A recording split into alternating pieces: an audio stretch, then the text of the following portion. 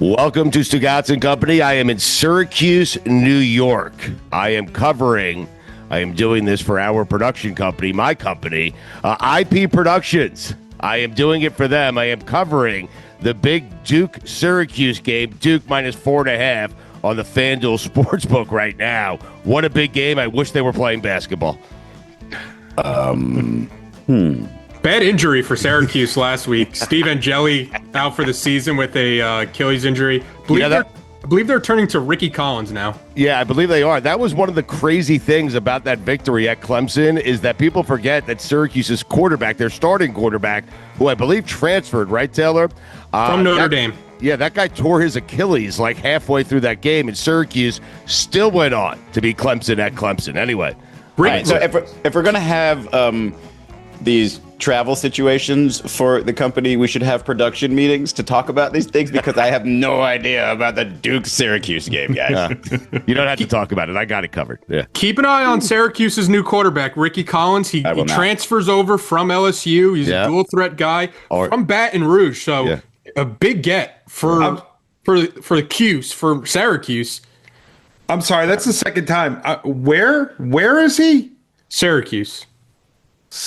Like Sarah Lawrence? Syracuse. No, Syracuse, not Sarah. Yes. That's Syracuse. It's Syracuse. Yes. Tomato. There it is. I'm so proud of you. It's the exact line you deliver there. Anyway, you guys were telling me, I'm interested to hear about this. The football game, I am told, was a close finish last night, and someone's been stealing my takes. Let's start with the football game first. Well, do we have to? Because, I mean, Stu, it's the end. You know, I'm an NBA guy, right? Yeah. If it's like Tuesday night, or not Tuesday, I guess a Friday night or whatever. Right. And it's only like the Utah Jazz and the Portland Trailblazers playing a game. I don't have to watch that game. No, right? you don't. No, but it's one of 82. This is one of 17. It's a big difference. But one of 17 is still less than like 8%. And it's not that important to me to shut off my Thursday night and watch Seahawks-Cardinals. I will say this: those were two 2-1 teams going in. Those weren't. Yes, but we said after Arizona's 2-0 start, it was a bad 2-0 start. We all know, they're frauds, okay? Kyler Murray is not good. I am tired of waiting every season for Kyler Murray to become the quarterback we all want him to become. He's not going to become that guy. He's better at flag football than he is NFL football. He'd be a much better quarterback in that league than he is in this league.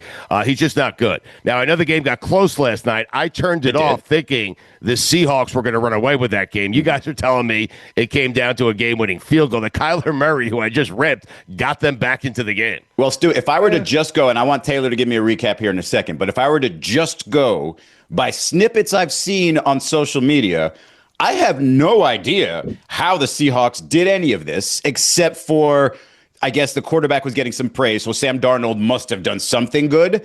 And I also believe that Marvin Harrison Jr. might have had the most dramatic game in NFL history, because all I see is these clips of him just being super sad and, oh no, I'm terrible. And then he had a touchdown, which seemed at the time like maybe not that important. Maybe they're not going to get back in this game. And then he was just crying looked like he was getting emotional in the end zone. And I'm like, what happened? What is going on here? So Taylor, please fill me in on not just what happened in this game, but what the hell happened to Marvin Harrison Jr., the can't-miss kid? I'd like to fill you in quickly before Taylor does that on the good thing that Sam Darnold did, and what he did was leave the Jets. That's what he did, okay? So anyway, Taylor, recap the game for us. So I just want to first off say, I don't love being the sports show where people are like, hey, I'm going to sleep. Fake it. We're traveling. Okay, travel. I'm not faking it for Cardinals Seahawks, dude. I'm sorry. I will fake it like crazy for like Packers Eagles. But they don't have TVs on your private jets, Stu? No, not on this one. I would understand if we're like, the Boomer and Geo's, the 6 a.m. slot. Like, we're recording this. It's 10:30 in the morning. Like, you guys had plenty of time to wake up, watch a little condensed version of this game. Turned into a great game. Yeah. So it felt like the Seahawks just couldn't put them away. The Cardinals kind of stormed back, but it was less of a storm and more of like a drizzle back because it was very, very apparent what was happening. What happened was the kicker for the Seahawks missed a chip shot of 57 yards. He missed a chip shot. Did he get cut? What was the fourth down situation there? How are you not going for it? Was it fourth and long? It was long enough. It was fourth and long enough. He missed a chip shot. It was 57 yards, and then all of a sudden, Cardinals had the ball on the plus side of the field. And one thing you'll notice with what happens? So he missed the field goal. Now it's a 7-point game instead of a 10-point game and a 2-score game. The Cardinals go down. The Cardinals score with like 30-something seconds left. Too much time. Kickers. Yeah. There was some debate whether or not the Cardinals were going to go for 2 and try to go for the win. They're at home, so they play for overtime. They kick the extra point. They make it. Then Arizona's kicker on the kickoff, he does like this little like chip shot thing every time he's on the kickoff. I saw that on the highlight reel. Mm-hmm. But it doesn't make it to the landing zone. Coming back to you. He doesn't make it to the landing zone, so the Seahawks start with the ball on the 40. If it doesn't go there, I think the Seahawks were just going to play for overtime, because when you're watching this Seahawks team, they don't really play like they trust Sam Darnold a ton. Like if it's 3rd and long, they might as well just send the punter out, because they're just going to hand it off and trust their defense. But when the ball goes to the 40, they were like, okay, let's let Sam try to make a play. He finds Jackson Smith and Jigba for like 22 yards, gets in field goal range, and then they kick the game-winning field goal. Taylor, put it on the poll. Do the Seahawks trust Sam Darnold? Yes or no? And should the Seahawks send out the punter on 3rd and long? Here's the thing. First of all, this is good for the audience, right? Because, Taylor, yes, I know you don't want to be the sports show that falls asleep, right? But there's a lot of other sports than the NFL. We could talk golf for half an hour if we really wanted to. Of course, no, we don't want killed. to. I mean, but I think it's helpful. Getting drilled right now. It's early on, though. It's early. Crazy. It's early. Relax. It's early. All right. But there are a lot of other people who also fell asleep, didn't watch it, never tuned in, and are just finding out thanks to your great breakdown of what happened. And now they can assess it properly. Mm-hmm. Yep. Listen, I'm with Taylor. I don't want to be that show either. I would have watched that game last night. But you also didn't excite me with that recap. Nothing about that recap was exciting. And my big question is, when he did kick it short of the landing zone, did you have any idea where the ball was going? Nobody knows the rules. I knew it was going to go further than they wanted it to, and it was what. But the funny thing is, he squib kicked it. Like he thought it was he 2 even know the years ago. rules? No, it looked like he had absolutely no idea. No, he didn't know the rules, which means the head coach and the special teams coach probably don't know the rules. That's a problem. If you're not listen as a coach. As a player, all you want your coaches to do is put you in the best possible position to win games. Now, yes, you should take it upon yourself to know all the rules. But if they don't know the rules, that's a fucking problem, man. Dude, this reminds me of like all the coaches are effectively boomers, right? This is just them with their new iPhone. They're like, I don't have time to learn these fucking kickoff rules. I don't want to know. Just squib that bitch. I'm not sure they didn't know the rules, by the way. He on his kickoffs, it looks like every kickoff he's like taking something off the kickoffs, so it lands like as close as possible to the landing zone for whatever reason. I don't know what he's doing, but it does look intentional every time he's going up there that he's taking something off the kicks. What happened to just kicking one through the end zone? I mean, seriously, what happened to that? I think that comes out to the 50. I'm not even sure. I think comes out to the 35. No, you get 3 points. Midfield. If you can successfully kick it off through the uprights, your team does get 3 points, yes. I also love that Izzy called them all boomers. Jonathan Gannett's 42. I think that's the millennial. I think most of these coaches are actually technically millennials. I think the way we've used it these days is just like, it's not really your generation. It's just once you cross the 40, like, and I mean 40 years, not the 40-yard line. Once you cross the 40 threshold, you're a boomer. Like I'm not learning new shit anymore. Like, don't give me an iPhone 12 for the rest of my life. So, Stu, I saw a take, or not a take, but a question after this game from PFT commenter, a friend of the show, PFT commenter. Yes. He said, are the Arizona Cardinals the worst good team of all time or the best bad team of all time? Because I think I have a pretty clear answer here. I think I agree with you. Best bad team of all time. I think that's because they're not good. Team. In no world is this a good team. No. They're the best bad team. Speaking of which, they did this whole thing during the broadcast where they showed like Seahawks versus Cardinals. And I think it's one of the worst divisional rivalries like you can think of in the NFL. Like, I don't think of those two as hating each other. I don't think of those two as rivals. They're just kind of both there. It's kind of like they both the had Houston a run. Rockets and the Utah Jazz. Like Vernon Maxwell talks shit about Utah, but are they a rivalry? No, nobody thinks of that. I do have a follow-up. What did happen with Marvin Harrison Jr.? Because if he is the guy, and Kyler Murray is, I would say, that would make this a worst good team of all time, because those guys are good football players, or at least they were once in their lives. What the hell happened? Let me guess here, as someone who did not watch this portion of the game where they're focusing in on Marvin Harrison. I actually saw it early in the game. So let me guess here, okay? One of the storylines was Harrison not off to as good a start as he was last year, not getting as many balls as he was last year, maybe getting frustrated with Kyler Murray. The offense is sputtering, and they just put the camera right on Marvin Harrison because Marvin Harrison's frustrated. Sound right? I'm going to say he dropped a bunch of passes. So basically, at one point in the game, he had one reception on 5 targets for 8 yards, but he also had 2 of Kyler Murray's interceptions were both on balls targeted to Marvin Harrison, and one of them literally hit off his hands and bounced into the defender's hands. And the first one, he just gave up on the route. Yeah, he just gave up on the route, and Kyler Murray kind of overthrew it a little bit.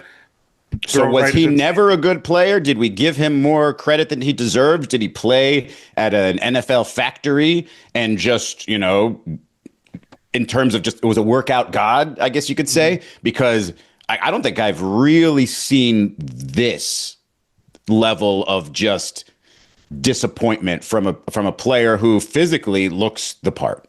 When you look at all the other wide receivers to come out of Ohio State, you might wonder if the problem is Kyler Murray. Maybe he's the problem.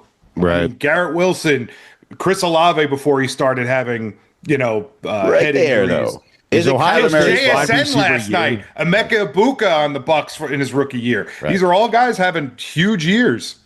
Taylor, put it on the poll. Is Ohio State wide receiver you? Because I believe they are.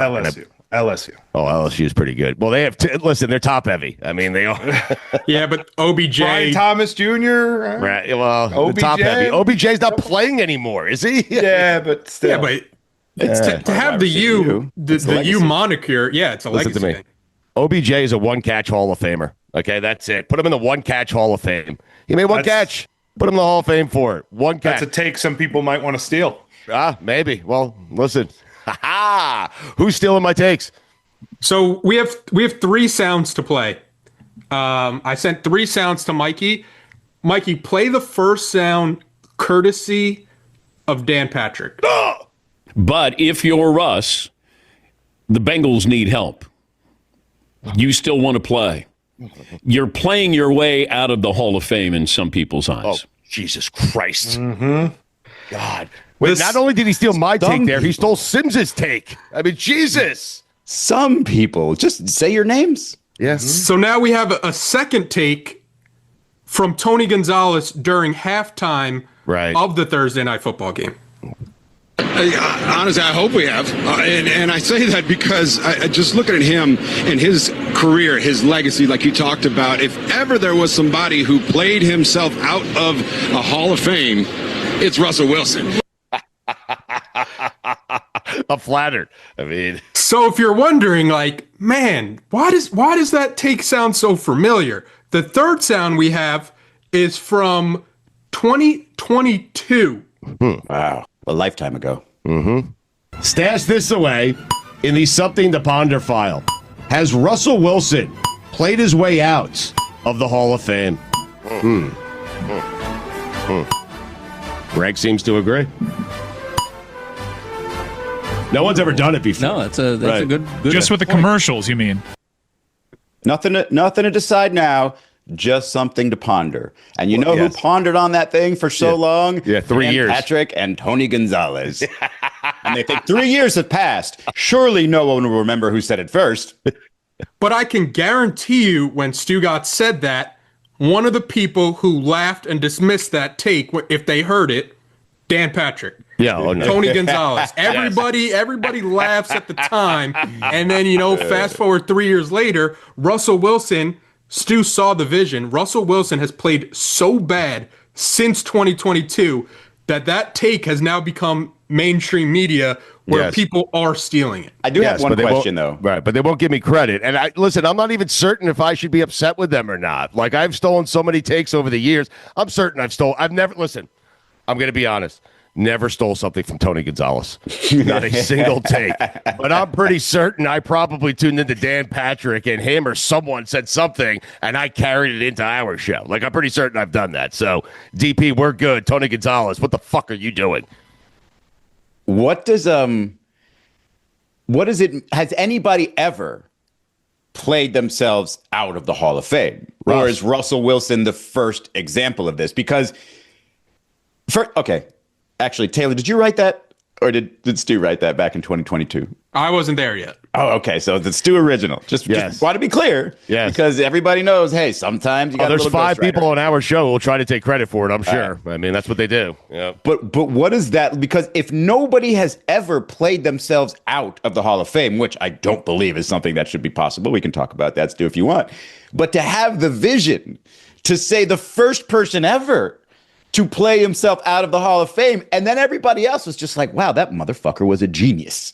He was a genius because he knew it 3 years ago, and it sounded ridiculous. Who could play themselves out of the Hall of Fame? It's happening. Tony Gonzalez put a stamp on it and then realized, oh, it's already been signed. Yes. I'm wondering, because the problem with Russ is he had so much success so early in his career. And so you would say after those first few years where he went to back-to-back Super Bowls, should have won back-to-back Super Bowls, of course he's a Hall of Famer. But since then, poof, I mean, he has really tarnished his football legacy and just his legacy in general, right? So I was listening to the Dan Patrick segment. That's how I heard that initial take get stolen. Yeah. And he brought up a good point, and I'm going to mention that he brought up a good point because I don't want to get blamed for stealing his take. Is it his good person? Yeah. That's a good point. Is this actually Dan Patrick's original take? Now I'm starting to question it. Right. But Russell Wilson and Matthew Stafford are on like two sides of the coin where it's like Matthew Stafford playing his way into the Hall of Fame because Matthew Stafford accolades, 2-time Pro Bowler, but lately in his career, once he leaves Detroit going to LA, now he's playing himself into the Hall of Fame.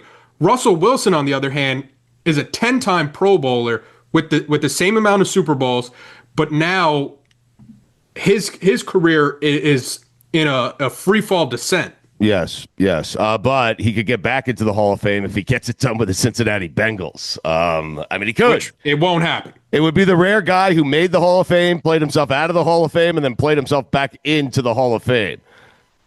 But isn't it also crazy with that Seahawks-Patriots Super Bowl, if Russell Wilson just hands the ball off to Marshawn Lynch and the Seahawks win, we're not even questioning nothing if Russell else Wilson, matters. Yes. No, he's a back-to-back Super Bowl champion winning quarterback. Yes. It drives me up a wall because the thing that Russell Wilson has done that has hurt his legacy the most is love ball.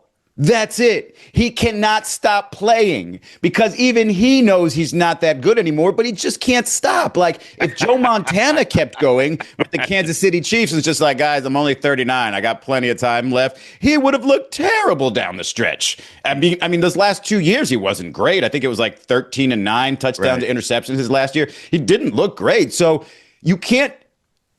Playing bad at the end of your career does not erase the beginning of your career. You can just cut it off right there and say, okay, that in itself, the first 2/3 of his career is Hall of Fame worthy. There's literally nothing he can do unless he went and found a way to eliminate the Seahawks franchise altogether. Right. There's nothing he can do to make those years go away, so he can't play himself out of the Hall of Fame. I'm sorry, Stu. All right, so just wait a second here. No need to apologize, but just wait a second here because I want to go back to Stafford and Dan Patrick's other take. Mikey, when Stafford was playing, if Stafford just stayed in Detroit and that was it, Do you think Matthew Stafford was getting into the Hall of Fame? Absolutely not. So the move to the Rams is what got Stafford, and winning that Super Bowl, of course. And by the way, they should not have been in that Super Bowl. Go back and watch the game against the Bucs in Tampa. Stafford threw one of the worst passes I've ever seen in a big spot. Should have been intercepted. Tom Brady should have won back-to-back Super Bowls. It didn't work out that way. Stafford won. He's going to the Hall of Fame. So you're telling me it took Stafford going to the Rams, winning that Super Bowl, and having a late resurgence here because he's still playing at a very high level. That's what got Stafford into the Hall of Fame? Yeah. Okay. That's ridiculous. Okay. Hard to argue. It's a good take by Dan. I mean, if it's his. It's a ridiculous take because what didn't get him into the Hall of Fame before he got to the Rams was 2 words: Detroit Lions. Right. That guy was effing amazing there. Nobody else. I mean, Calvin Johnson was great, but as a team, they weren't any good. Him putting up like 5,000 yards almost a few times, or one time, and then a few more times putting up 4,400 plus. Like, that's a ridiculous quarterback. Clearly in the Hall of Fame. He just absolutely cemented it with the Rams, because the fact that he's only got 2 little stars down his stat sheet, absolutely insane. The amount of Pro Bowlers who are 10 times worse than Matthew Stafford, who have made more Pro Bowls than him, I could probably put a list together and you'd laugh at how many quarterbacks have made more Pro Bowls than Matthew Stafford. Not a Hall of Famer. Detroit Lions, Ring of Honor. Oh, yeah. And that's what I think. That's what I think Russell Wilson's trending towards. He's going to be in the Seahawks Ring of Honor, not the Hall of Fame. Yep. Jersey retirement. Yeah. A couple of things. First, Pro Bowl should have nothing to do with it, because if you look at who made the Pro Bowl last year, Mitch Trubisky is a Pro Bowler. Mitch Trubisky is a Pro Bowler. So let's not. I mean, guys go and don't go to the Pro Bowl for various reasons. No, not last year. No, last year was even worse. It was somebody from the Ravens that wasn't like 2022. Snoop Huntley. Snoop Huntley made the Pro Bowl. So let's get Pro Bowls out of there. Look, let's throw that. It doesn't But the count, second thing, you need 2 things to get in the Pro Bowl. You need to win, and you need numbers. You need To get in the Hall of Fame or the Pro Bowl? I'm sorry, in the Hall of Fame. Right, yes. the Pro Bowl, you just need to have a pulse. I mean, not be in the Super Bowl. You need to be willing. You need to not have anything to do that weekend. But you need numbers and you need winning. Usually what happens is you win and then you hang around to keep accumulating numbers. That's what I think Russell Wilson is trying to do. Stafford did it the other way. Stafford got so many great numbers. He just racked up stats playing from behind in Detroit, 4,000 yards, 30 touchdowns every year, that he did it in reverse. Now he's going to get a couple of championships just to cement it. This could be the rare trade where I think you had, Jared Goff, who was not headed to the Hall of Fame. Now he is, I think, headed to the Hall of Fame. And Stafford wasn't a Hall of Famer, and now we're saying he's a surefire Hall of Famer. Listen, the story has not been written entirely yet on Jared Goff. The fact that you're saying he's more likely than Matthew Stafford is wild. There's a long way to go for that to happen. He's trending towards being a Hall of Famer. Listen, if he stayed in L.A., would he be trending towards being a Hall of Famer? Listen, I'm trending towards 150 pounds. It ain't close. That's a great question you asked, though, Mikey. Bill Belichick, is he coaching his way? What does Bill Belichick have to do? How terrible does he have to make the North Carolina Tar Heels? Sorry, Vipalist. How terrible does he have to make them for him to play his way out of the Hall of Fame? In fact, they would just enshrine Tom Brady a second time because they realized, Jesus Christ, you were doubly responsible for everything that happened over there. We'll put him on the periphery of Tom Brady's second statue. That's how Belichick Just in the back, shirtless. Like he's the one going, yay, behind Brady lifting the trophy. That's his way into the Hall of Fame. Standing behind Brady. A shirtless bust. Trying to call a play that Brady's going to ignore. There's nothing he can do to get out of the Hall of Fame, is there? No, it was too good. It was too good for too long. But man, he's trying so hard. It is sandwiched around some garbage between that run. Wait, so you're saying the Cleveland Browns? This is the bread on the sandwich. The meat is Tom Brady and the Patriots. The bread is North Carolina.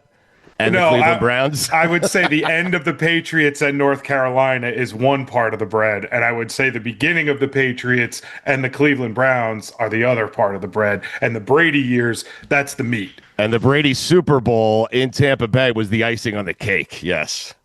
So if we're doing wins-loss for this North Carolina team, oh boy, Clemson, Cal, Virginia, Syracuse, I've got 0-4 there, if we're being honest. That takes you to Saturday, November 8th, versus Stanford, back in Chapel Hill. I'll be willing. That's his Hall of Fame game. If he wins that game, he's in the Hall of Fame. If he loses to whatever's left of Stanford and Andrew Luck as their GM and Frank Wright as their head coach, he can't go in. Look, he can't be in the Hall of Fame. It would be the most boring speech in the history of speeches. It's amazing. If the games you just listed, is Clemson the easiest? I mean,